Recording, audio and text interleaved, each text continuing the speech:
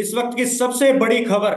दिल्ली के मुख्यमंत्री केजरीवाल को सुप्रीम कोर्ट से बड़ी राहत मिली है। इसी के साथ हमारे साथ जुड़े सुप्रीम कोर्ट से वकील विक्रम सिंह जी। विक्रम जी, आपका बहुत बहुत स्वागत है। धन्यवाद। सर, ये पूरा मैटर एक बार आप समझाएंगे कि किस तरीके से क्या हुआ आज सुप्रीम कोर्ट में, किस तरह से उनको बेल मिली। देखिए, जो दो मामले अरविंद केजरीवाल के जो चल रहे थे, ईडी से संबंधित थी। दो मामले, जो एक जो उनकी बेल लगी हुई थी, जो ट्रायल कोर्ट से जिसमें इनको बेल मिल गई थी, जिसको ईडी ने हाई कोर्ट में चैलेंज किया था, वो एक अलग मसला था। एक इन्होंने एक मसला डाला हुआ था कि जो उनका अरेस्ट हुआ था, वो उनका ये कहना था कि ये जो इलीगल अरेस्ट था, उसके साथ उन्होंने एक बेल भी, उसमें इंटरिम बेल डाली हुई थी। तो उसमें अदालत ने इनका जो ड्यूरेशन था, 90 दिन का इनका ड्यूरेशन हो गया है, जो इनका इनकार्नेशन पीरियड जो था, और उस चीज को ध्यान में रखते हुए, और क्योंकि एक अहम पद पर बैठे हुए हैं, उन चीजों को ध्यान रखते हुए। और यहाँ मैं आपको एक चीज और बहुत क्लियर कर दूं कि केस से संबंधित अदालत ने कुछ भी नहीं कहा है। और जो उनकी याचिका थी, जो उनकी मेन याचिका थी, जिस पर ये कहा गया था कि जो इनका अरेस्ट है, जो ईडी द्वारा इलीगल है, उसको लार्जर बेंच में रेफर कर दिया गया है। ऑनरेबल संजीव खन्ना, ऑनरेबल दीपांकर दत्ता की बेंच ने उसको, और लार्जर बेंच में जो सेक्शन 9, जो प्रिवेंशन ऑफ, जो ईडी एक्ट है, उसको उसकी वैलिडिटी चेक करने के लिए उसको लार्जर बेंच में रेफर कर दिया गया है। और उसमें इसमें यह भी लिखा गया है ऑर्डर में कि जो जो बेल ऑर्डर, हम interim bail order Arvind Kejriwal को दे रहे हैं, उसमें भी अगर लार्जर बेंच चाहेगी तो उसमें बदलाव कर सकती है।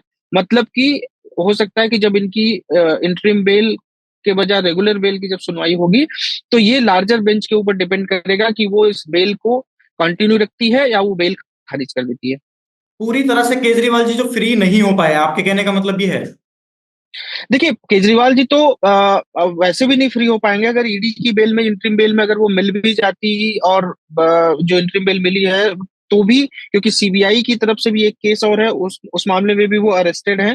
तो जब तक आदमी जितने मामले उस पर लंबित हैं, जब तक उनमें बरी नहीं हो जाता, तब तक वो बाहर नहीं निकल सकता। तो अभी तो वो ईडी वाले केस में, मान लीजिए उनको इंटरिम बेल मिल गई है, वो उसमें बाहर आ सकते हैं, उनकी जमानत उसमें स्वीकार कर ली जाएगी।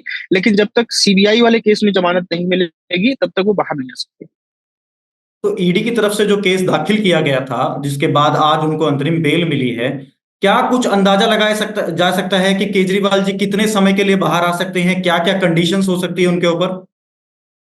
देखिए, जो बेल उनको मिली है, उस बेल में ये भी लिखा गया है, उस बेल ऑर्डर में, कि जो पूर्व की कंडीशन, जो उनको, आपको याद होगा, जब चुनाव के समय उनको अंतरिम बेल दी गई थी कोर्ट द्वारा, तो जो कंडीशंस उसमें थी, और वो जो नॉर्मल कंडीशन होती है, कुछ 50,000, 1 लाख का मुचलका होता है, गारंटर चाहिए होते हैं, ये नॉर्मल कंडीशन जो सामान्य अपराधी के लिए होते हैं, सब लोगों के लिए एक ही होता है। बस जमानत राशि जो है वो वेरी करती है, कभी 20,000, 50,000, 1 लाख ऐसे वेरी करती है। बाकी की कंडीशन जो है, जितने भी अपराधी होते हैं, जितने भी एक्यूज होते हैं, सबकी कंडीशन अमूमन सेम होती है। तो उसी कंडीशन पे जो अदालत ने कहा कि जो पूर्व की कंडीशन थी, उसी कंडीशन पर इनको जमानत के लिए जमानत इनको दे दी जाएगी। अंतरिम जमानत पे ये बाहर जा सकते हैं, ईडी वाले मामले में। हम्म। तो कुछ मुख्यमंत्री जो दिल्ली के केजरीवाल हैं, वो मुख्यमंत्री कार्यालय जा सकते हैं, सीएम आवास में जा सकते हैं, या कुछ पेपर्स वगैरह साइन कर सकते हैं, कुछ ऑफिशियल चीजें कर सकते हैं? नहीं, देखिए, वो क्योंकि अब जेल में अभी भी रहेंगे, जेल से बाहर वो नहीं जा रहे हैं, तो जो जेल में रहने के बाद आप कहीं सीएम आवास नहीं जा सकते, कोई कागज साइन नहीं कर सकते। और एक बहुत अहम टिप्पणी जो अदालत ने की है, मैं आपको उस पर भी ध्यान आपका आकर्षित करना चाहूंगा, कि अदालत ने एक बहुत अहम टिप्पणी करी है, जिसको शायद आम आदमी पार्टी नहीं दिखाना चाहेगी, या उनके पक्ष के लोग हैं वो नहीं दिखाना चाहेंगे। उन्होंने कहा कि 90 दिन से एक जिम्मेदार पद पर बैठे हुए मुख्यमंत्री हैं, और 90 दिन से जेल जेल के अंदर हैं। ये उनके विवेक पर निर्भर करता है कि उनको मुख्यमंत्री पद से इस्तीफा दे देना चाहिए या नहीं देना चाहिए, क्योंकि कानूनन ऐसा कोई प्रावधान नहीं है, संविधान में कोई ऐसा प्रावधान नहीं है। लेकिन स्वविवेक के आधार पर, मतलब अदालत सीधे नैतिकता नहीं के कह आधार सकता, पर। क्योंकि जी, क्योंकि संवैधानिक तौर पर कहीं नहीं लिखा गया, तो इसलिए अदालत ने ये बात, बहुत अहम टिप्पणी करी कि अरविंद केजरीवाल को ये स्वविवेक से खुद सोचना चाहिए कि क्या इतने दिनों तक वो जेल के अंदर है, लोगों की समस्याएं नहीं सुन पा रहे हैं, लोगों के लिए कुछ नहीं कर पा रहे हैं। तो ये उनके स्वविवेक पर निर्भर करता है कि उनको इस्तीफा देना चाहिए या नहीं देना चाहिए। लेकिन केजरीवाल जी की जो पार्टी है आम आदमी पार्टी, वो लगातार आरोप लगाती है कि उनको फंसाया गया है किस तरह से केस में। आप सत्येंद्र जैन, मनीष सिसोदिया, संजय सिंह, जितने भी लोगों को आप देखेंगे उनको एक एक करके जेल में डाला गया, अब स्वयं मुख्यमंत्री को डाला गया। देखिए, जब आप ईडी की चार्जशीट पढ़ेंगे और जो 7वीं सप्लीमेंट्री चार्जशीट अभी ईडी की फाइल हुई है, उसमें आम आदमी पार्टी को भी खिलाफ भी चार्जशीट फाइल हुई है, और आम आदमी पार्टी के कन्वीनर होने के नाते, मुख्यमंत्री होने के नाते इन पर भी चार्जशीट फाइल हुई है। जब आप चार्जशीट की कॉपी पढ़ेंगे, रिमांड एप्लीकेशंस पढ़ेंगे, तो उसमें बहुत साफ है, ईडी ने बहुत साफ किया है कि कहाँ से पैसों का लेन देन हुआ, किस किस से पैसों का लेन देन हुआ। पूरा इन्होंने, ईडी ने तो अभी जो सप्लीमेंट्री चार्जशीट फाइल की उसमें पूरा चार्ट बनाया है ईडी ने, पूरा कि कहाँ से कैसा पैसा चला, कहाँ किसके किसके पास गया, कैसे गोवा के चुनाव में खर्च हुआ, कैसे की कविता के पीए का इन्वॉल्वमेंट रहा, कैसे की कविता के जो सीए अभिषेक थे उनका इन्वॉल्वमेंट, सबका इन्वॉल्वमेंट ईडी ने प्रॉपर बहुत अच्छे तरीके से चार्ट बना के उसको डिफाइन किया है। तो देखिए, कोई आदमी अगर गलत तरीके से जेल जाता है तो मैक्सिमम 1 या 2 दिन वो जेल के अंदर रह सकता है। इससे ज्यादा, क्योंकि देश में अदालतें हैं, अदालत और इतना बड़ा मामला है, आपकी एक छोटी सी छोटी बात मीडिया दिखाता है, आपको आपके फेवर में दिखाता है, आपकी आपकी बातें लोगों तक पहुंचाता है। तो ऐसा कतई नहीं हो सकता कि आपके इतने बड़े बड़े मंत्री जेल में हैं, आप भी जेल में हैं, तो किसी को कोई पार्टी, देखिए यहाँ किसी पार्टी विशेष का प्रशासन नहीं है, पार्टी विशेष का शासन नहीं है।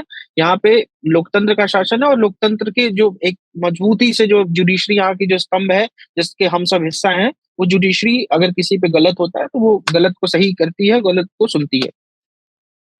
ईडी की चार्जशीट में बताया गया था कि ये मामला जो है 100 करोड़ का है, जिसमें से 45 से 50 करोड़ के आसपास, मेरे को करेक्ट करिएगा आप अगर आंकड़े गलत हो तो, 45 से 50 करोड़ के आसपास का जो लेन देन था वो गोवा के इलेक्शन में खर्च किया गया था। इस बात में कितनी कितनी सच्चाई है? और सर अगर डिटेलिंग में आप बताएंगे कि ईडी की चार्जशीट में क्या क्या है और क्या क्या सेक्शंस उन पर लगे हैं, क्या क्लोज उनके हैं। देखिए, जो जो मैंने आपको बताया कि जो ईडी ने चार्ट तैयार किया है, उसमें बहुत सारी सारा कुछ उन्होंने डिफाइन किया है, सारा कुछ उन्होंने बताया है कि जैसे जो अरविंद केजरीवाल का जो इन्वॉल्वमेंट था, अरविंद केजरीवाल का इन्वॉल्वमेंट इस तरीके से बताया गया कि के कविता की जो मीटिंग होती है विजय नायर के साथ इनके आवास पर, उसी समय अरविंद केजरीवाल के सामने की कविता का फोन जाता है, वहां मगुंता रेड्डी के जो बेटे होते हैं, वो पैसा वहां से के कविता के बेटे को पैसा देते हैं। करीब करीब वहां पे कुछ 20 करोड़ की बात होती है, कुछ पैसा उनको 5 करोड़ के हिसाब से कुछ पैसा देते हैं, कुछ की बात होती है कि बाद में देंगे। तो ये सारा, जब आप मैंने कहा कि जब आप उसको, क्योंकि हजार हजार पेज की चार्जशीट ईडी फाइल करती है, तो जब आप उन चार्जशीट को पूरी पढ़ेंगे, जो इनके जो के कविता के जो सीए हैं अभिषेक, इनकी इनकी व्हाट्सएप चैट पढ़े, जो चैट ईडी ने लगा रखी है, उन चैट्स को अगर आप पढ़ेंगे, उनमें अरविंद केजरीवाल का पूरा पूरा इन्वॉल्वमेंट है, अरविंद केजरीवाल का नाम है कि कविता का इन्वॉल्वमेंट है, तो सारे लोगों का इन्वॉल्वमेंट, जितने लोगों को ईडी ने अंदर किया है, उन सारे लोगों का इन्वॉल्वमेंट है, उन सारे लोगों का मनी ट्रेल है। और ये सारा, मतलब जो आम आदमी पार्टी और आम आदमी पार्टी के नेताओं का इन्वॉल्वमेंट है, जैसे सतिंदर जैन की मैं बात करूं तो उनका एक जी। लाला शेर सिंह ट्रस्ट था, वो लाला शेर सिंह ट्रस्ट में पैसे आते थे, जिसको उन्होंने कहा कि मुझे याद ही नहीं है कि मेरा कोई ऐसा ट्रस्ट है, जबकि उसमें मेन ट्रस्टी है उनकी उनकी पत्नी, उनका बेटा ट्रस्टी है। तो वो सारे लोगों का, ऐसा कुछ नहीं कि किसी का इन्वॉल्वमेंट नहीं है, सबका इन्वॉल्वमेंट है, और सबकी मनी ट्रेल अदालत में जमा है। जब ये ट्रायल शुरू होगा तो ये सबकी मनी ट्रेल खुलेगी, और सबके सबके में चार्ज फ्रेम होगा, सबको सजा होगी। 100 करोड़ में से कितने करोड़ गोवा इलेक्शन में खर्च किए गए थे? देखिए, ऐसी कुछ एग्जैक्ट इंफॉर्मेशन अगर आपने वहां पर कोर्ट में पेश की हो तो। देखिए एग्जैक्ट अमाउंट कोई भी पेश नहीं कर सकता। ईडी ने ये कहा कि हम 50 करोड़ का ट्रेल हम खोज चुके हैं, 50 करोड़ का ट्रेल उन्होंने दिखाया कि 50 करोड़ का जो मनी ट्रेल था, उसकी उसका प्रूफ उन्होंने दिया, उसका प्रूफ उन्होंने दिखाया कि हाँ, ये इतने करोड़ का मनी ट्रेल हो चुका है। बाकी का हमें ये अंदेशा है कि लगभग लगभग 100 करोड़ रुपया गोवा इलेक्शन में गए थे, उसका भी मनी ट्रेल वो लोग ढूंढ रहे हैं, इसीलिए वो ईडी समय भी लेती रहती है कि हम उसका मनी ट्रेल ढूंढ रहे हैं, और मनी ट्रेल जब वो ईडी को मिल जाएगा तो वो सबमिट करेगी अदालत में। किसी तरह के पुख्ता प्रमाण अभी तक क्या ईडी पेश कर पाई है? देखिए, मैंने आपको कहा कि पुख्ता प्रमाण ही है जिसकी वजह से इतने इतने वर्षों तक, जैसे मैंने आपको बताया कि लाला शेर सिंह ट्रस्ट में डायरेक्ट पैसे गए हैं, जो सतिंदर जैन का पैसा था। मनीष सिसोदिया का इन्वॉल्वमेंट इस तरीके से है कि वो सारी मीटिंग्स में मौजूद रहे, सारी मीटिंग्स में जो मिनट्स होते हैं उस पर उनके साइन है, सारा अप्रूवल उनका है। जो विजय नायर था, जो कि एक व्यापारी था, उसको सरकारी मंत्री के आवास में ठहराया जाता है, प्रॉपर सरकारी दामाद बनाकर ठहराया जाता है। हर मीटिंग्स का अप्रूवल अरविंद केजरीवाल का, की कविता की मीटिंग अरविंद केजरीवाल से होती है, विजय नायर की मीटिंग अरविंद केजरीवाल से होती है, सारा पैसे का लेन देन वहां होता है, सारे पैसे की बातचीत वहां होती है। तो इन्वॉल्वमेंट तो है, वो सीधे सीधे इन्वॉल्वमेंट दिख रहा है, सीधे सीधे मनी ट्रेल दिख रही है, सीधा सीधा सबका कॉन्स्पिरेसी दिख रही है। तो इसमें ये कहना कि कोई इन्वॉल्वमेंट नहीं है, वो ऐसे ही कर रहे हैं ईडी, तो वो तो देखिए वो आम आदमी पार्टी का एक, वो एक तुकबंदी बन चुकी है, वो हर हर मामले में यही कहते हैं। लेकिन हर, जब उनका नेता जाता है तो वो उसके खिलाफ मामले बनते हैं, उसके खिलाफ चार्जशीट फाइल होती है, तभी वो अंदर जाता है। अब मुख्यमंत्री केजरीवाल जी के बारे में उनकी पार्टी कहती है कि मतलब अगर देखा भी जाए तो केजरीवाल जी के पास तो कोई डिपार्टमेंट है नहीं, और डिपार्टमेंट अगर है नहीं तो उनको इस केस में फंसाया कैसे गया? और फंसाया गया तो आप पिछले दिनों में देखेंगे कि राउस एवेन्यू कोर्ट से उनको जमानत मिली। जमानत मिलने के बाद ईडी 2 ही दिन बाद दिल्ली हाईकोर्ट जाती है, बेल रिजेक्ट हो जाती है, मामला सुप्रीम कोर्ट पहुंचता है। देखिए, अरविंद केजरीवाल को जो जमानत मिली थी, उस जमानत, जब आप उस जमानत को आप पढ़ेंगे, जो उनका बेल ऑर्डर था, उस बेल ऑर्डर में जो ऑब्जर्वेशन, हालांकि मैं कोर्ट पे कोई टिप्पणी नहीं करना चाहूंगा, लेकिन जो बेल ऑर्डर में जो ऑब्जर्वेशन थे, उन ऑब्जर्वेशन को हाईकोर्ट ने पढ़ा, और हाईकोर्ट को लगा कि ऐसे ऑब्जर्वेशन जो है बेल के मैटर्स में कम से कम इस पे नहीं दिया जाना चाहिए, क्योंकि ये कोई फाइनल ऑर्डर नहीं था, कोई कन्विक्शन ऑर्डर नहीं था, या किसी का ऐसा दोष मुक्त करने वाला कोई ऑर्डर नहीं था, ये बेल ऑर्डर था। बेल ऑर्डर में ऐसे ऑब्जर्वेशन अमूमन नहीं दिए जाते हैं। उन्हीं बातों को ध्यान रखते हुए हाईकोर्ट ने उस पे स्टे लगाया था। तो जो जिस ऑर्डर का स्टे लग गया हो, उस ऑर्डर का आपको समझ में आ जाना चाहिए कि ये कुछ उसमें था, कुछ गड़बड़िया। तो इसीलिए हाईकोर्ट ने उस पर स्टे किया हुआ था, जिसकी सुनवाई अभी हाईकोर्ट में चली रही थी। हालांकि ये, मैंने जैसे आपको शुरू में ही बताया, कि ये दूसरा मामला था जो सुप्रीम कोर्ट में था, जिसमें इनको इंटरिम बेल आज मिल गई। तो वो अब वो जो मामला था वो इन्फ्रक्चुअस हो जाएगा, वो क्योंकि अब उस मामले की सुनवाई नहीं होगी, वो हो सकता है कि वो विड्रॉ कर लें, वो दिल्ली हाईकोर्ट में वो पिटीशन। तो और दूसरी बात देखिए, जो आपने कहा कि अरविंद केजरीवाल किसी मामले में मंत्री नहीं थे, किसी मामले में उनका इन्वॉल्वमेंट नहीं था। अरविंद केजरीवाल को मैं आपको बताऊं कि आम आदमी पार्टी के कन्वीनर हैं, अध्यक्ष हैं, एक तरीके से हम कहें आम भाषा में। आम आदमी पार्टी के खिलाफ चार्जशीट फाइल हुई है, जो 7वीं सप्लीमेंट्री चार्जशीट फाइल हुई है। तो अगर किसी पार्टी के खिलाफ चार्जशीट फाइल होती तो उसका मुखिया ही जिम्मेदार होता है, नंबर वन। नंबर टू, अगर आप किसी प्रदेश के मुख्यमंत्री हैं, तो आपकी पूरी कैबिनेट आपकी संस्तुति के आधार पर ही काम करती है। और इस मामले में भी पूरा पूरा इन्वॉल्वमेंट उनका, सारी मीटिंग्स में उनकी मौजूदगी है। सारी मीटिंग्स में कीडी ने जो साक्ष्य प्रस्तुत किए हैं, उसमें यह है कि उनकी मौजूदगी रही है। और जितने भी मेन एक्यूज थे, विजय नायर और इन कंपनी और सारे लोग, जितने लोग मेन एक्यूज थे, उन सारे लोगों का मीटिंग है, उन व्हाट्सएप लोकेशंस है, व्हाट्सएप चैट है। तो ये सारा इन्वॉल्वमेंट इनका रहा है, इसीलिए ये जो है इनके खिलाफ चार्जशीट फाइल हुई है।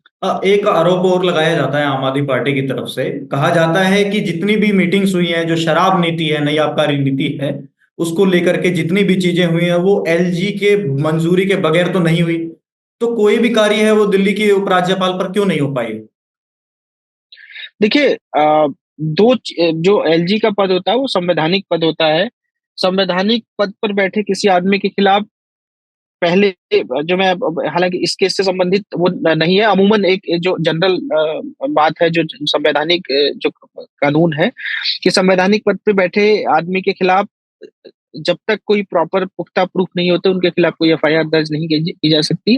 अब मैं इस केस की बात करता हूँ, तो देखिए, जो नीतियां बनाने का काम होता है वो सरकार का होता है। और ये जो शराब नीति है वो, और मैं आपको बताऊं कि दिल्ली में कार्यों का विभाजन है, कि कुछ कार्य दिल्ली सरकार करेगी, कुछ कार्य सेंट्रल गवर्नमेंट करेगी एलजी के थ्रू।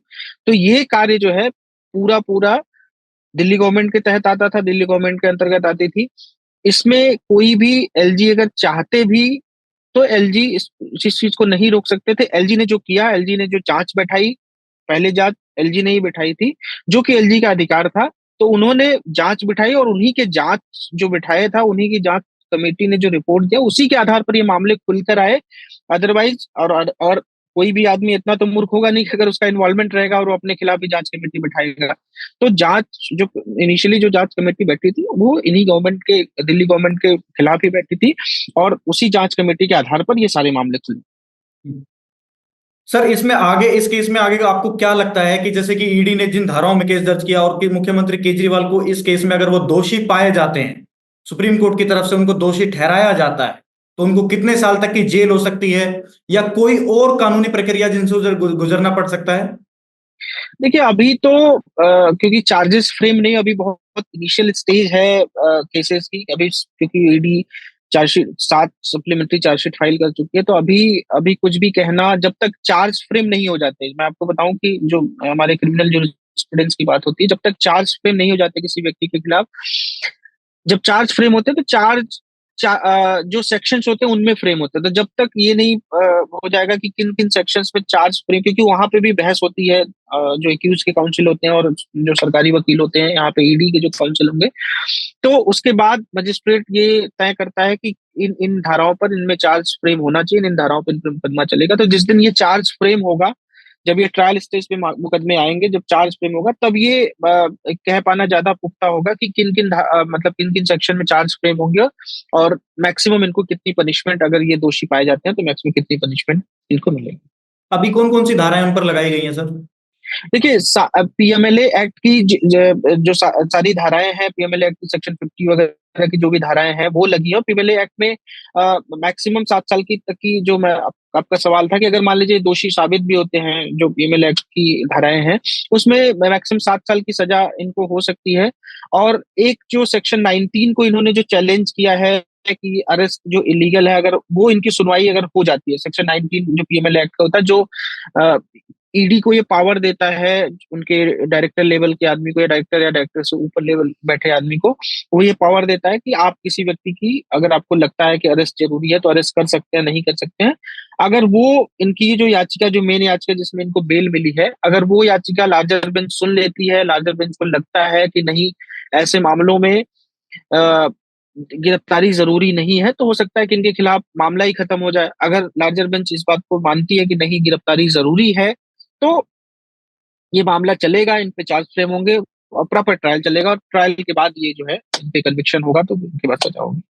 अभी 3 जजों की बेंच ने ये फैसला सुनाया गया है, क्या ईडी का अगला कदम क्या हो सकता है? ईडी इस फैसले के खिलाफ दोबारा सुप्रीम कोर्ट का दरवाजा खटखटा सकती है, या लार्जर बेंच में जाया जाए तो 5 जजों की बेंच या 7 जजों के बेंच के पास जा सकता है?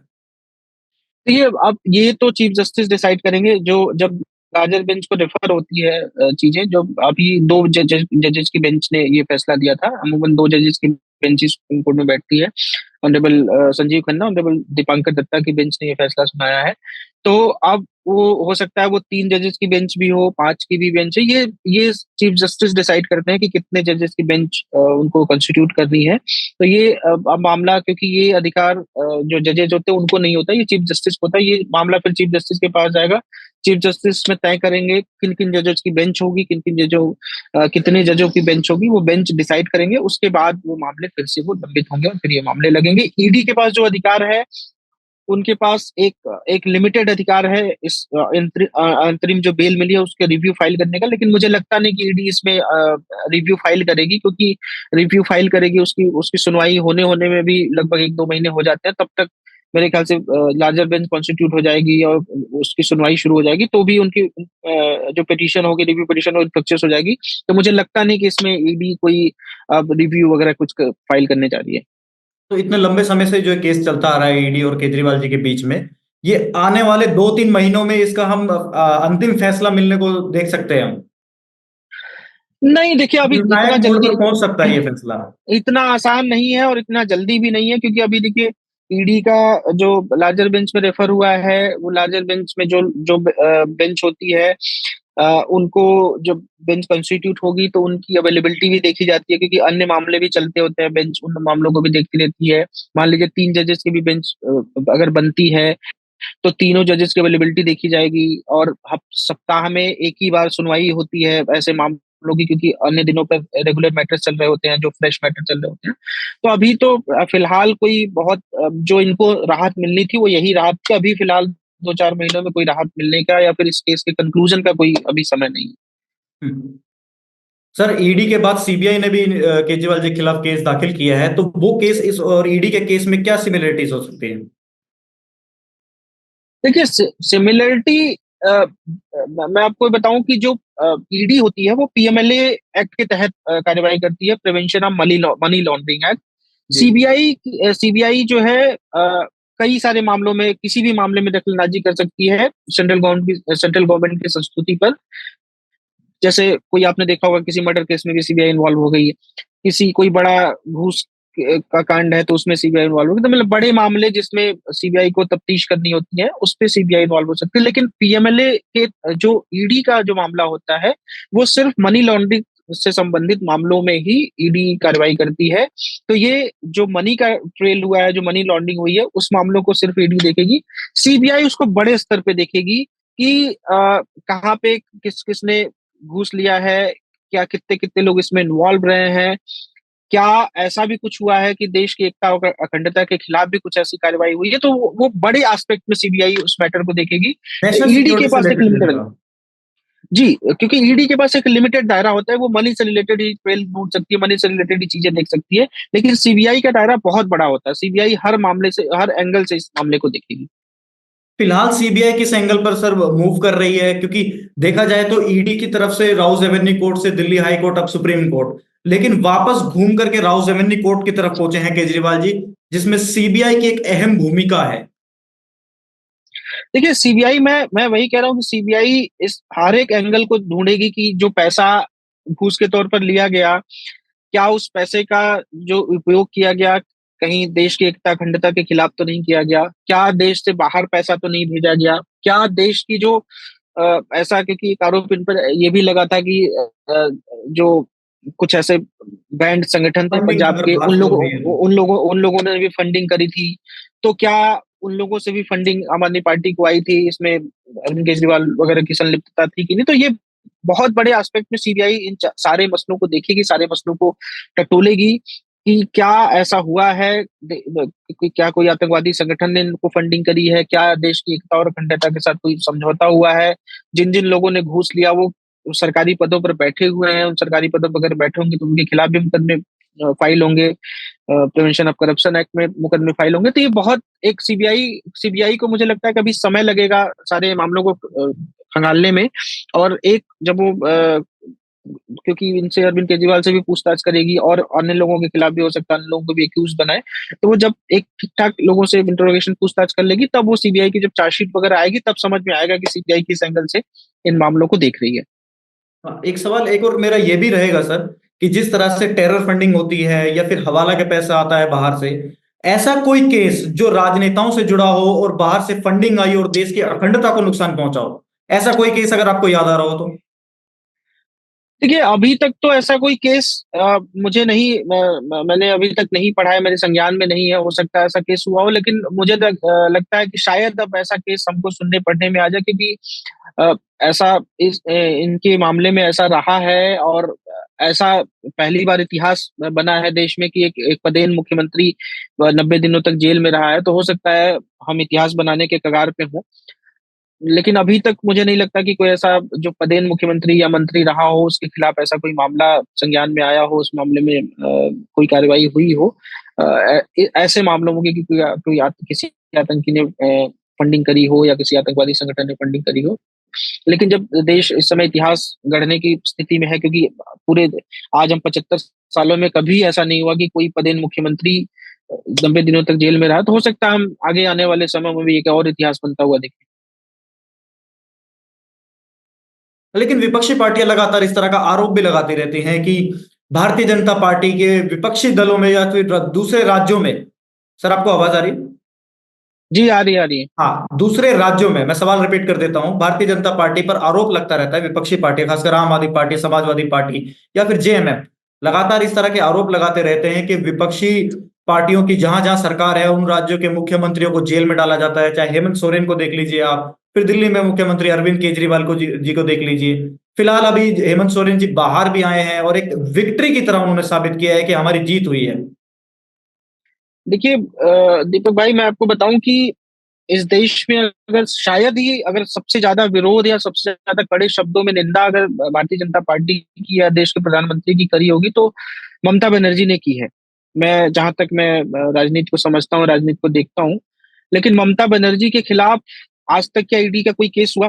मुझे नहीं लगता कि कोई केस हुआ। उनके शायद भतीजे के खिलाफ कोई ईडी का केस हुआ, लेकिन उनके खिलाफ कोई केस नहीं हुआ आज तक, क्योंकि वो इस तरीके के मामलों में इन्वॉल्व नहीं रही है। आप, हो सकता है कि ममता बनर्जी का विरोधी हो, कोई भी पार्टी उनकी विरोधी हो सकती है, उनके विचारों का विरोध आप कर सकते हैं, लेकिन मुझे नहीं लगता कि उनके खिलाफ कोई आज तक कोई मामला बना है। तो अगर आपकी संलिप्तता रही है, आपकी कहीं न कहीं से संलिप्तता रही है, कहीं न कहीं से आपने इस तरीके के कृत्य किए हैं, तभी आपको ईडी अरेस्ट करी, तभी आपके खिलाफ ईडी मुकदमा बना पा रही है। लेकिन बिना किसी बात के कहीं कोई मुकदमा नहीं बनता है। मैं आपको बहुत साफ तौर पे बता दूं कि किसी के खिलाफ आप 2 दिन 4 दिन किसी को जेल में बंद कर सकते हैं, झूठे मुकदमे लगाकर। इतने दिनों तक, वो भी इतने बड़े पार्टी के मुखिया को आप जेल में अंदर नहीं रख सकते, इतने बड़े बड़े मंत्रियों को आप जेल में नहीं रख सकते, फर्जी मामले बनाकर। लेकिन सच्चाई तो इसमें भी है ना सर, कोई निर्णायक मोड़ पर तो जा नहीं रहे हैं हम। अगर वाकई कुछ गलती है, कहीं पे दोषी है या कहीं पर कुछ गलत हुआ है, तो या तो ईडी कमजोर पड़ रही है अपना पक्ष रखने के अंदर। देखिए, जो इतना बड़ा मनी ट्रेल है, वो ईडी सिर्फ उनको तफ्तीश कर रही है कि वो जो मनी ट्रेल है उसको वो साबित कर पाए। आज देखिए 7 जब सप्लीमेंट्री चार्जशीट फाइल हो चुकी है, और हर सप्लीमेंट्री चार्जशीट में एक नया फैक्ट खुलकर आता है, नया नए लोग सामने आते हैं। ये देखिए, अगर इन लोगों ने ईडी की मदद करी होती, ईडी के पूछताछ में मदद करी होती, तो आज ये मामला कब का चार्जशीट फाइल हो गया होता सबके खिलाफ, और ये मामला ट्रायल पे होता। तो ये लोग ही छुपा रहे हैं, ये लोग ही नहीं बताना चाह रहे हैं। और एक संगठित तरीके का ये अपराध हुआ है, तो संगठित अपराध में, और जब ये अपराध इतनी बड़ी पार्टी और इतने बड़े मंत्रियों द्वारा किया गया हो, उसमें बहुत सारे ऑफिसर्स भी इन्वॉल्व रहे होंगे, बहुत सारे बिजनेस में इन्वॉल्व रहे होंगे, बहुत सारे मंत्री इन्वॉल्व रहे हैं, तो ये बड़ा सोच समझ के अपराध किया जाता है। इन अपराधों की ट्रेल निकालने में, इन अपराधों को समझने में समय लगता है, और जो कि ईडी को लग रहा है। ये आपने बहुत अच्छा पॉइंट बताया कि बहुत सारे बिजनेसमैन और कुछ अधिकारी भी, क्या वाकई दिल्ली दिल्ली सरकार के कुछ अधिकारी इसमें इन्वॉल्व हो सकते हैं इस केस में? बिल्कुल रहे होंगे, कुछ अधिकारी सस्पेंड भी हुए हैं उसमें, क्योंकि देखिए बिना अधिकारियों के इन्वॉल्वमेंट के, बिना सरकार के इन्वॉल्वमेंट के आप कोई काम नहीं कर सकते। सरकार का काम करना है, तो कुछ कुछ लोग उसमें सस्पेंड भी हुए, कुछ लोगों के खिलाफ चार्जशीट भी फाइल हुई है। तो ये बिल्कुल इन्वॉल्व रहे हैं। तो इसमें कोई दो राय नहीं है कि अधिकारी नहीं इन्वॉल्व रहे, अधिकारी इन्वॉल्व थे, और उनके खिलाफ चार्जशीट भी फाइल हुई है। सर अंतिम सवाल बस इतना रहेगा कि आगे आने वाले दिनों में क्या केजरीवाल जी तिहाड़ जेल के अंदर ही रहेंगे, या फिर सीबीआई और ईडी दोनों मिलकर के एक मजबूत केस पेश करेंगे? देखिए, अभी आने वाले दिनों में तो अरविंद केजरीवाल अंदर ही रहेंगे, क्योंकि मैंने बताया कि सीबीआई का केस ऑलरेडी है। सीबीआई अभी रिमांड ने सीबीआई ने उनको रिमांड में लिया था, तो जब तक सीबीआई की पूछताछ नहीं हो जाती, तब तक वो अभी जेल में ही रहेंगे, और पूछताछ होने के बावजूद भी जुडिशियल कस्टडी में ही, तिहाड़ जेल में ही रहेंगे अभी फिलहाल। मतलब मुझे लगता है कि अभी कुछ कुछ महीनों तक तो वो अरविंद केजरीवाल तिहाड़ जेल में ही रहने वाले हैं।